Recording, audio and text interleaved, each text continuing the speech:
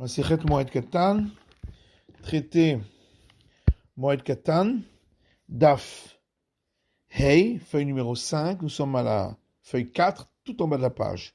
On met taklim et on arrange, et qu'il coule les hamaim chez Birshut Arabim, les voies d'eau qui sont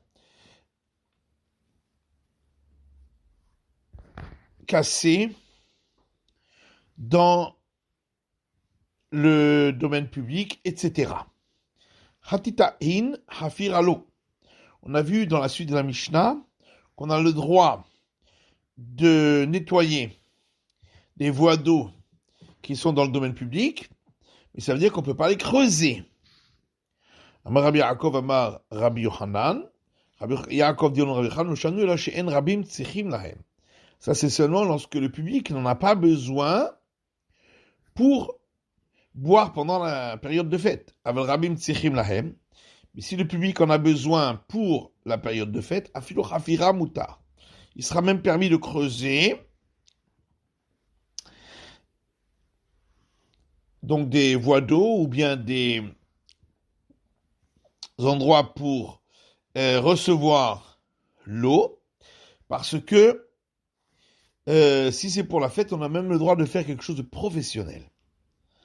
Mais si c'est pas pour la fête, si c'est pour après la fête, que quelque chose qui est de l'ordre de l'amateur, comme nettoyer ces réceptacles d'eau. La Gemara dit est-ce que si le public en a vraiment besoin pour la fête, est-ce permis de creuser ces réservoirs d'eau? Vatania. Pourtant, il y a une braïta qui dit on peut nettoyer des puits, des fosses et des cavernes qui sont des réservoirs d'eau pour le particulier. La plus forte raison pour le public. Mais on ne peut pas creuser des puits, des fosses, des cavernes qui sont des réservoirs d'eau pour le public. La plus forte raison pour le particulier. N'est-ce pas qu'on parle dans un cas où le public en a besoin pour la période de fête et malgré tout on ne permet pas de creuser? L'eau, la Gemara dit non. On parle quand le public n'en a pas besoin pour la période de la fête. Oui, mais alors à ce moment-là, dans le cas parallèle pour le particulier, on parle que le particulier n'en a pas besoin pour la période de la fête. Mais est-ce que dans ce cas-là, on permettrait de nettoyer puisqu'il n'en a pas besoin pour la fête, depuis quand c'est permis? Vatania, voilà que c'est marqué dans une braïta, des puits, des fosses, des cavernes qui sont des réservoirs d'eau chez Yachid d'un particulier, on a le droit d'y mettre de l'eau, mais on n'a pas le droit de nettoyer. Ni de colmater leur fente. Chez le rabbin, si c'est pour le public, alors on peut les nettoyer, et réparer les fentes. Oui, mais alors qu'est-ce qu'on va dire? Que la braïta précédente parlait dans le cas où le particulier en a besoin pour la période de fête. Les kantagabé rabim, que chez rabim tsichim lahem. Dans ce cas-là, il faut dire que pour le cas parallèle qui est celui au cas où c'est pour le public, on parle que le public en a besoin pour la fête. Rafirami assir. Mais à ce moment-là, est-ce qu'on interdit de creuser? Vatania, borot sichilumerot, voilà que c'est marqué dans une braïta. Des puits, des fosses et des cavernes qui servent de réservoir d'eau chez Yachid pour un particulier, on peut y mettre de l'eau. On peut les nettoyer. On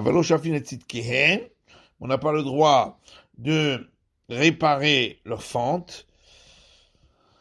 Ni de les couvrir de chaux. Chez le Rabbim, et quand ils sont à un public, on peut même les creuser pour les créer, et les couvrir de chaux. Il a caché Arkamaïta. Oui, mais alors à ce moment-là, il y a une question qui revient concernant la première braïta, qui interdisait de creuser, même quand c'est appartient au public. Tarid Sachi. Il faut répondre ainsi, la toute première braïta. Chotetin borot shel yachid. Mais chez Yachid, c'est clair. La braïta disait on a le droit de nettoyer les puits d'eau qui sont à un particulier lorsque le particulier en a besoin pour la fête. Ben c'est Rabim, à plus forte raison si c'est pour un public. Que chez Rabim Tzechim Lahem et que le public en a besoin pour la fête. D'afilou Hafira Moutar. Dans ce cas-là, c'est même permis de creuser ces réservoirs. Puis la Braïta dit on ne peut pas creuser des puits, des fosses et des cavernes qui sont des réservoirs d'eau pour le public que chez Ein Rabim Tzechim, lorsque le public n'en a pas besoin. Comme ça, il faut expliquer. Mais c'est remarque chez l'Yachid, la plus forte raison, si c'est juste un particulier, car si le particulier n'en a pas besoin pour la fête, même de nettoyer, c'est interdit. Amaravashi Matitin Amidika.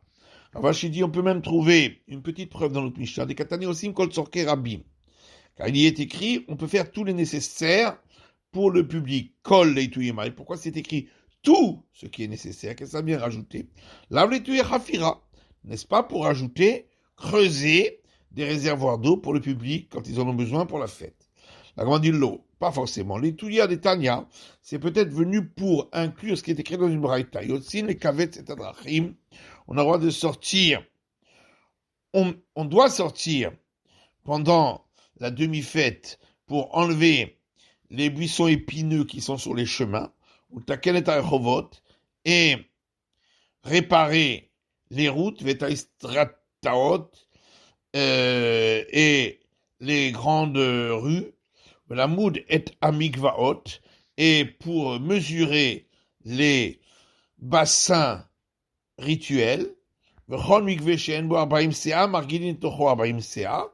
tout bassin rituel qui ne contient pas le volume de 40 CA d'eau réglementaire, on y fait couler le volume de 40 CA d'eau. Et d'où sait-on que si on n'est pas sorti pour faire tout cela, que tout le sang qui aurait coulé à cause de cela, le verset considère comme si c'est eux qui l'ont fait couler, puisqu'ils n'ont pas fait en sorte de protéger.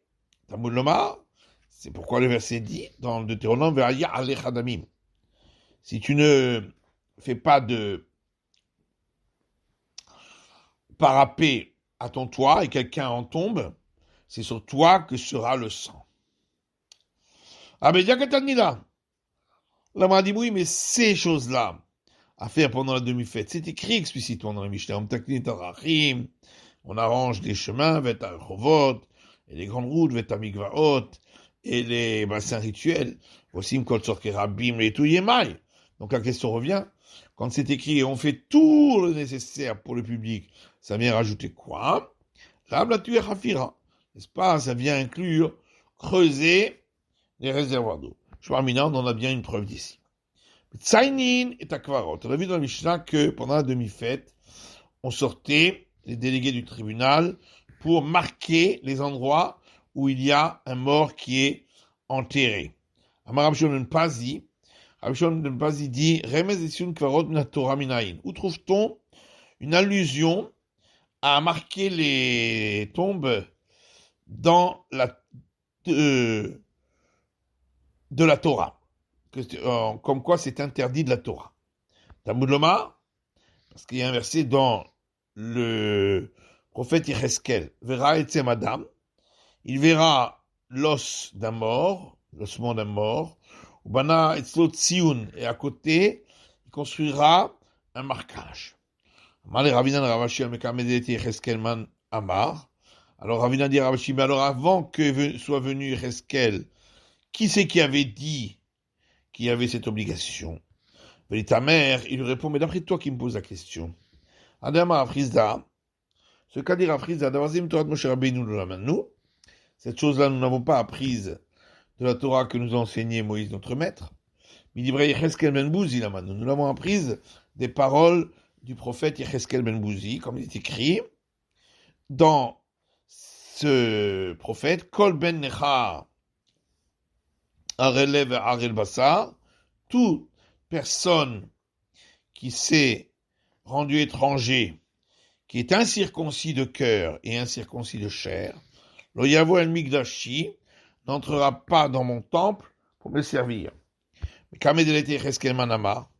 avant que ne vienne le prophète Yecheskel, qui a donc dit que un incirconcis n'a pas le droit de servir au temple. Et la Gemara admire là. Donc il faut dire que c'était une tradition. Est venu le prophète Yecheskel et il en a donné un appui dans un verset. Ici aussi, Gemara Gamirela, c'est une tradition qu'il faut marquer les tombes. Est venu le prophète Yecheskel et en a fait un appui dans le verset.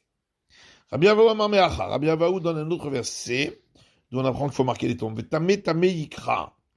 Il est écrit concernant le lépreux et impur, il appellera. Ça veut dire qu'il faut faire en sorte que l'impureté appelle la personne pour lui dire de s'écarter. C'est pourquoi il y a une obligation de la marquer.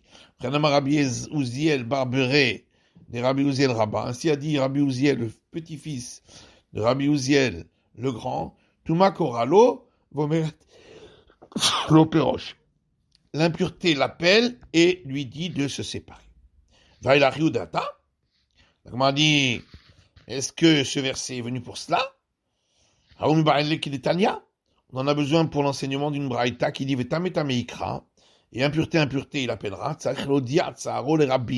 On apprend de là qu'il doit faire savoir sa souffrance au public, afin que le public demande sur lui la miséricorde. Oui, mais dans ce cas-là, il aurait suffi d'écrire et l'impureté appellera. Pourquoi c'est marqué et l'impureté? C'est donc que de ce verset, on apprend deux enseignements. Abaye dans un autre verset. C'est dans Lévitique, et devant le non-voyant, tu ne placeras pas d'embûche. Et ici, donc, si on ne marque pas les tombes, eh bien, des gens ne sauraient pas et marcheraient dessus avec des aliments sanctifiés qui vont rendre impur ce qui est interdit. Papa dit, verset dans Isaïe, et il dit, tracez le chemin et enlevez tout ce qui dérange sur le chemin, comme ici, l'impureté. Afridan dit, c'est la suite du verset qu'on apprend, parce qu'il y est dit, enlevez tout écueil du chemin de mon peuple. Abishua Beret de Ravidi Amar, Abishua fils de Ravidi, lui, dans un autre verset, c'est écrit dans l'Exode, tu leur montreras le chemin dans lequel ils marcheront. De là, on apprend qu'on doit marquer les endroits impurs sur le chemin. Marzoutra dit, c'est écrit dans Lévitique, et vous éloignerez les enfants d'Israël de l'impureté.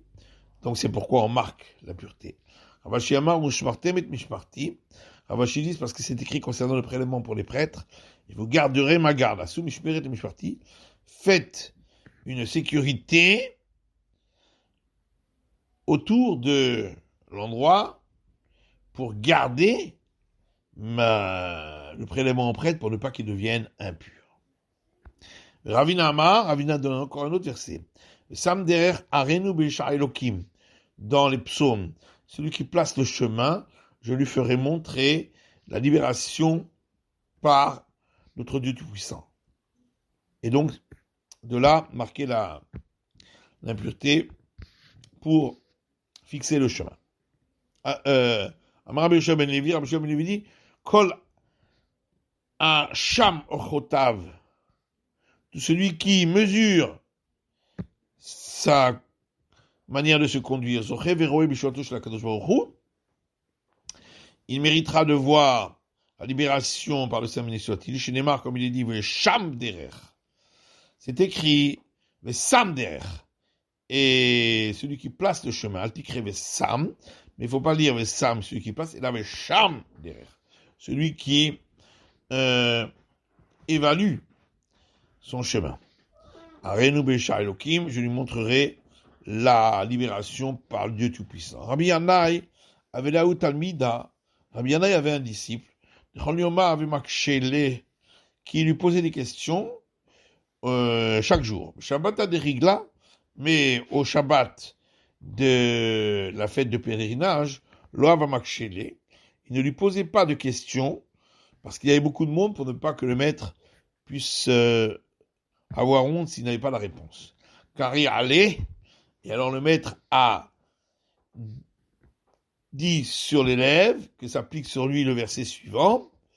Shamder Harenu Besha Elohim, celui qui mesure son chemin, sa manière de se conduire, je lui montrerai la libération par le Dieu Tout-Puissant. Tanu Rabbanan, nos sages ont enseigné dans une braïta, El Metzainim, on ne marque pas l'impureté, l'oral kezait minamet, lorsqu'il s'agit d'un volume d'une olive de la chair d'un mort, velo al etzem kaserora, ni lorsqu'il s'agit d'un os qui a le volume d'un grain d'orge, velo d'avoir chez nous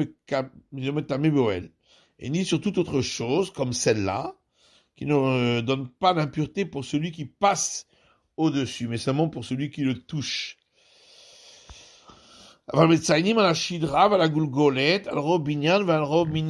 Mais on marque l'impureté lorsqu'il y a enterré en dessous un crâne, une colonne vertébrale ou un crâne, où la majorité de la structure du squelette ou la majorité du nombre d'ossements d'eau dans le corps d'un mort.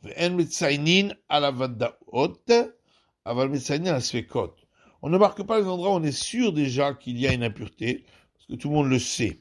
Mais on marque les endroits où il y a un doute, pour que les gens sachent qu'il y a un doute et qu'il faut s'en écarter.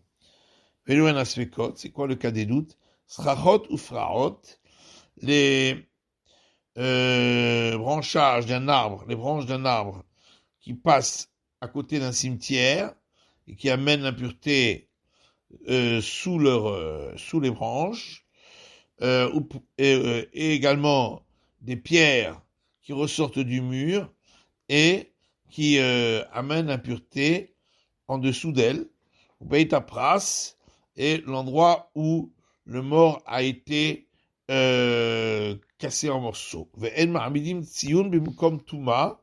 On ne place pas le marquage à l'endroit où se trouve en dessous l'impureté, chez l'Ansi de Tatarot, pour ne pas perdre ces éléments sanctifiés qui sont purs. Parce que là, on va se rendre compte du marquage que quand on sera déjà dessus, et ce sera déjà impur. C'est pourquoi on fait le marquage un peu avant. Par contre, on n'écarte pas trop le marquage de l'endroit de l'impureté chez l'Ofsid et Eretz Israël pour ne pas perdre un morceau de terre d'Israël sans raison. Vous avez évidemment été nommé la Gmanon met est-ce que le volume d'une olive de chair d'un mort ne reçoit pas l'impureté pour celui qui passe par-dessus. Tanya, Elushem Tamim Beoel. Voilà, c'est écrit dans un enseignement, une braïta. Voici ce qui rend impur lorsque il y a un toit, quelque chose qui est par-dessus. Kezait minamet, le volume d'une olive de la chair d'un mort. Marapapa répond qu'ici, on parlait d'un volume d'une olive qui est pile le volume. Sauf ça, mirsar, chaser. À la fin, ça va bien sûr diminuer de volume. Et donc, ça ne rendra pas impur. Moutab, il serait fou à la trouma avec Kodashim le fichar. C'est pourquoi il est préférable qu'on ne marque pas l'endroit et qu'au pire, on doive brûler le prélèvement au prêtre et les aliments sanctifiés pour un temps donné. Il serait fou à lave les olam, mais qu'on ne brûle pas pour toujours, alors que forcément, ça va finir par baisser de volume. Veloin la svekot, donc la Braïta disait, voici là où il y a un doute, des doutes, srachot ou praot, les branches d'un arbre qui proviennent du cimetière, donc quand on passe par en dessous, et les pierres qui passent au-dessus d'un endroit où il y a également un cimetière, et donc tout serait impur en dessous.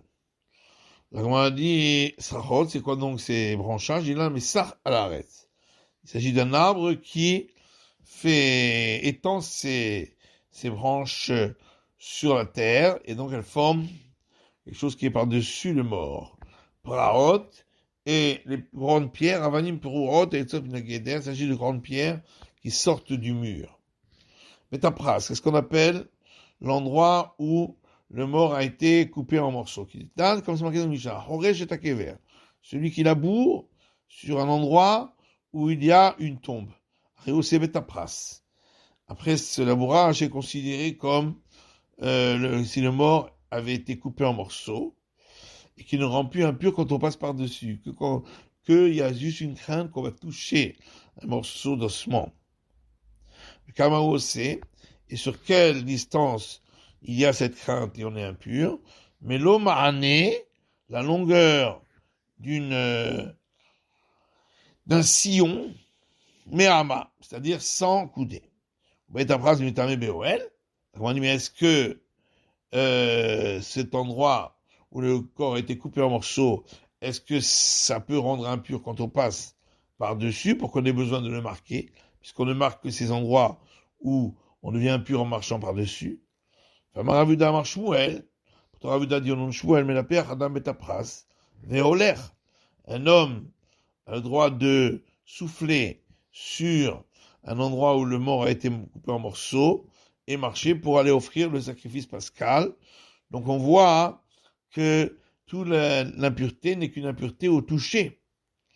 Ravuda Barami, Mishme Deoula Amar, Ravuda Barami au nom de Oula dit, Betapras Shenidosh, ce champ où on a labouré, et donc le mort est probablement en morceaux.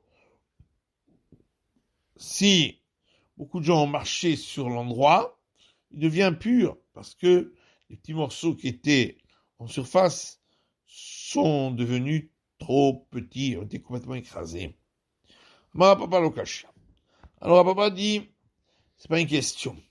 Quand on a parlé d'une impureté de passer par-dessus et qu'il faut marquer, l'impureté, c'est lorsqu'il s'agit d'un champ sur lequel il y avait une tombe et qu'on ne retrouve plus l'endroit. Et quand on dit que c'est qu'une impureté au toucher, c'est lorsque la tombe a été labourée. Mais est-ce que ce champ où la tombe a été labourée, ça s'appelle un champ où le mort est coupé en morceaux? Oui, effectivement. Maintenant, comme c'est une Mishnah, il y a 3 cas de champs où il y a une impureté d'un mort, bien qu'il puisse être en morceaux. Ça déchénéva de Bakever, un champ où la tombe a été perdue.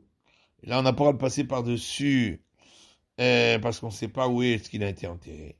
Ça déchénéva Bakever, un champ où on a labouré une tombe, et donc il n'y a plus d'interdiction de passer par-dessus, puisque il n'y a plus l'impureté de la tente, de ce qui est au-dessus. Ça débourrine, et le chant des pleurs. Maïs ça débourrine, c'est quoi le chant des pleurs? Rav Yehoshua Baraba, Mishme de Ulama. Rav Yehoshua Baraba, au nom de Oula dit, ça dit chez Maftirin Bar Metim. Le chant où ceux qui viennent d'une ville pour apporter le mort se séparent, prennent congé, retournent chez eux et transmettent le mort à l'autre ville. Et pour quelle raison pour laquelle c'est impur, cet endroit? Parce qu'il peut y avoir un abandon de la part des propriétaires, comme ici, où de toute façon, ils se séparent du mort, et les autres n'ont pas encore pris possession, Et pendant ce temps-là, il pourrait peut-être y avoir un morceau qui tombe du mort et personne ne va y prêter attention. Salut général Baké vers l'Oba et Tsioun. La Gemara dit, est-ce que vraiment un champ où a été labouré, une tour n'a pas besoin d'être marqué? Il y a pourtant une braïta qui dit, si on a trouvé un champ avec un marquage, on ne sait pas de quoi il s'agit. Il a note, s'il y a dans ce champ des arbres, c'est sûr que le tombeau a été labouré à cause des arbres. Mais s'il n'y a pas d'arbres, dans ce cas-là, il est certain que simplement on a perdu l'endroit du tombeau, mais il n'a pas été labouré. Rabbi Domer, il faut qu'il y ait là-bas un sage ou un disciple de sage qui confirme qu'il n'y a pas eu de labour. Qu'il y a eu labour lorsqu'il y avait des arbres. Parce que pas tout le monde sait distinguer cela.